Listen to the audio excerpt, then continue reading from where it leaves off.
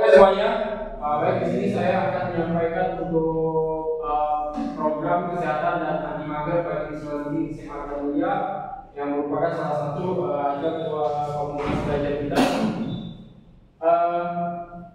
Yang pertama adalah latar belakang.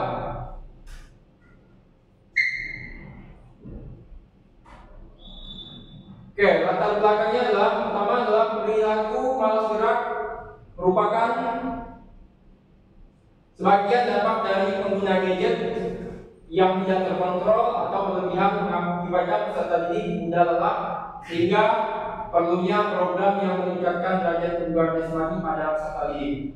Kemudian, visi untuk memfasilitasi pembelajaran PJOK yang berpusat pada peserta didik dengan melibatkan komunitas belajar sekolah dalam pelaksanaan program. Lanjut, SMA Bina Mulia Pontianak memiliki aset modal utama manusia, sosial, politik, fisik, lingkungan, dan finansial yang berkontribusi positif terhadap program. Kemudian program ini sebagai bagian dari pelaksanaan proyek penguatan profil pelajar Pancasila untuk jenjang SMA kelas 11 dengan tema Pemula Jiwa dan Raganya. Kemudian tujuan program memfasilitasi pembelajaran PJOK. Pertama, yang berpusat pada peserta didik dengan perlibatan komunitas belajar sekolah, seperti yang kita lakukan sekarang. Kemudian mewujudkan peserta didik yang aktif, produktif, memiliki raga yang bugar dan jiwa yang sehat. Membentuk karakter profil pelajar Pancasila yang dengan etika dan moralitas yang baik kepada Pancasila dan norma-norma agama. Mewujudkan jiwa kepemimpinan bagi peserta didik melalui program yang berpihak. Kemudian capaian program. Yang A, capaian program pembelajaran PJOK dengan perlibatan KBS, raga bugar dan jiwa sehat dalam diri peserta didik, serta menanamkan dan melaksanakan profil pelajar Pancasila dalam diri peserta didik.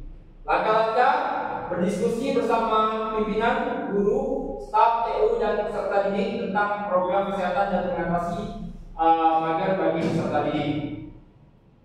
Hasil sejalan capaian materi: kebugaran jasmani, gizi seimbang, dan dampak bahaya kelebihan dalam penggunaan gadget yang berbentuk poster. Kegiatan pelaksanaan: yang pertama adalah senam sehat, dilakukan di Jumat pagi, sarapan sehat, Kamis jam istirahat, proyek poster, dampak bahaya gadget jika digunakan secara berlebihan. Kemudian struktur program: ada waktu, tempat, target, dan mapel yang berkolaborasi.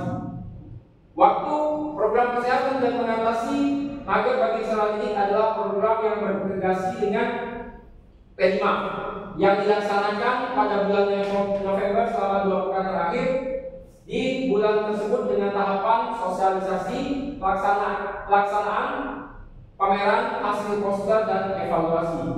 Kemudian B4, untuk pelaksanaan kegiatan senam sehat dilaksanakan di lapangan sekolah. Kegiatan makan sehat dilaksanakan di ruang kelas masing-masing. Pembuatan slide poster dampak bahaya penggunaan gadget secara berlebihan dilaksanakan di kelas masing-masing saat di jam pelajaran TIK. Kemudian C, target serta program kesehatan dan anti mager adalah seluruh peserta didik kelas 11 dengan rentang usia 16 tahun. Yang D, mapel yang berkolaborasi, PJOK, bahasa Inggris, dan seni budaya. Kemudian peran komunitas belajar dan rekan sejawat. Yang pertama, guru PJOK berdiskusi bersama, mengembangkan dan memberikan pelatihan dan menilai kegiatan senam sehat dan program makan sehat yang dilakukan oleh peserta didik. Guru bahasa Inggris memberikan materi terkait kosakata, membimbing dalam pembuatan kalimat yang baik dalam bahasa Inggris untuk materi bahaya menggunakan gadget dalam poster yang akan dibuat. Guru seni budaya membimbing dalam proses pembuatan poster terkait dalam materi dampak bahaya gadget jika digunakan secara berlebihan bagi peserta didik.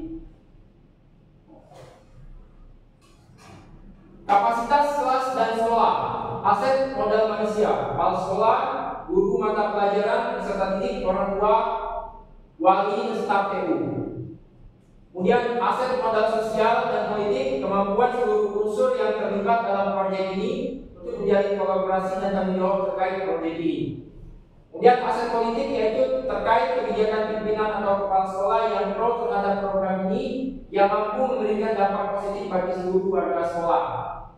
Aset modal lingkungan dan fisik berupa lingkungan sekolah yang asri dan bersih, lingkungan yang nyaman bagi seluruh warga sekolah, lapangan olahraga, lab, komputer, ruang kelas yang memadai dan paket pendukung digital lainnya. Kemudian aset modal finansial, adanya dana BOS dan dana lainnya sebagai sumber finansial utama dalam kegiatan proyek ini. Kemudian rencana evaluasi. Yang pertama, kegiatan evaluasi pelaksanaan program dilakukan dalam bentuk rapat evaluasi bersama pimpinan sekolah, guru, staf TU, perwakilan peserta didik.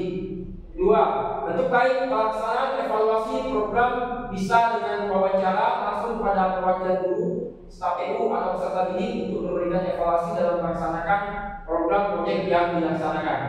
Kemudian ketiga, evaluasi dalam bentuk angket bisa dilakukan melalui aplikasi Google Form, didistribusikan oleh pimpinan guru, staf TU, peserta didik dan yang terlibat langsung dalam pelaksanaan program proyek yang dilaksanakan.